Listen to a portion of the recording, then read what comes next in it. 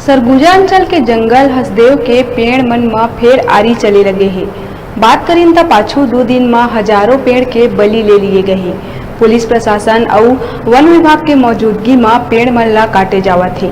विरोध करत ग्रामीण मन ला बंधक बना के जेल में डाले जावत है। यही सब बात लले के हसदेव बचाए ला शुरू से मुखर छत्तीसगढ़िया क्रांति सेना के सेनानी मन द्वारा आज बिलासपुर में हसदेव बचाए और सरकार ला अपन वादा याद दिलाए बर प्रदर्शन करी गई।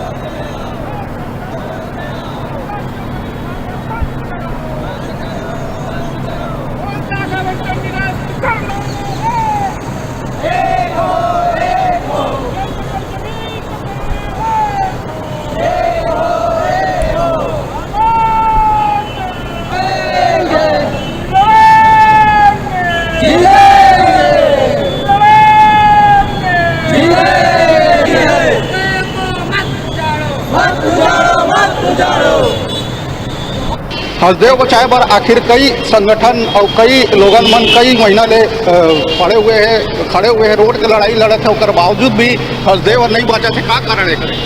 एकर कारण एक ही कह सकतन कि हम छत्तीसगढ़िया मन जब तक के एक नहीं होबो, एक रोड में जब तक के नहीं आवो तब तक के हसदेव ह नहीं बाँची। काबर कि हम अभी देखा था कि हसदेव में जिन भाई मन विरोध करते, वहाँ के मूल निवासी मन विरोध करते, उमला बंदी बना लिए गए। बंदी बनाए के साथ साथ उमला नज़रबंद कर दिए गए। और कुछ तो हमार क्रांति सेना के आदमी जैसे कि अभी जिला अध्यक्ष नांदगांव के भाई ला उगला उठा लिए। तो ये हाल है, हमला एक साथ एक जगह लड़े की जरूरत है। भाई हमला जैसे सरकार में के जो कद्दावर मंत्री है टी.एस. बाबा जिन कह रही है कि एक अगर रुख भी कटी तो मैं सबसे पहले खड़े रहूँ। अभी वो नज़ारा कल जैसे हम देखें कि हसदेव फिर कटना शुरू हो गया। आप मन का ये है एक चुनावी प्रोपेगेंडा मैं समझता हूँ। का है कि मन जीते बर वो टाइम का रही से क्रांति सेना लगातार विरोध करत रही से। हमार अमित भैया है वहीं से गिरफ्तारी दी से, तो क्रांति सेना ज़्यादा मत बढ़े ये कह के वहाँ से मतलब आश्वासन दे गई कि हाँ मन हसदेव नहीं काटो, हसदेव है कटी तो मैं गोली खा लूँ। अब तो कटल चालू हो गए, लगभग 8000 पेड़ कट गए। टी.एस. बाबा कहाँ है मैं पूछा था।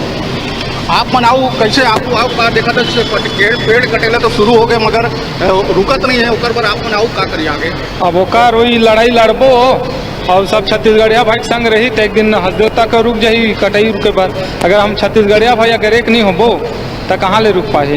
हमारे मुखिया जो सीएम भूपेश बघेल है वो कहते कि जो कद्दावर मंत्री जो सरगुजा क्षेत्र ले आते टी.एस. बाबा ओकर कहे के बाद एक भी पेड़ एक का गंगाल भी नहीं कटा, ओकर बावजूद भी कटेले शुरू हो गए। तो कैसे देखता अपने बात? ये बात ला मैं चुनावी नजरिया से देखता हूँ भैया। काबर की अभी 2023 में चुनाव है और 23 में चुनाव है, तो वही बात है भाई जिन अभी बताए हम आप कि हमार जिन स्थिति है मजबूत होती रही, हमन पेड़ कटना रुक गए रही थी। ये हर राष्ट्रीय मुद्दा बन गई, अंतर्राष्ट्रीय मुद्दा बन गई।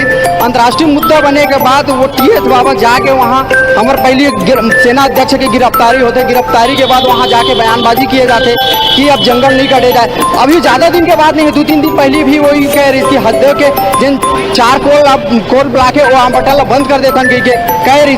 ओकर बाद आज कल से यह चालू हो गए कटेला।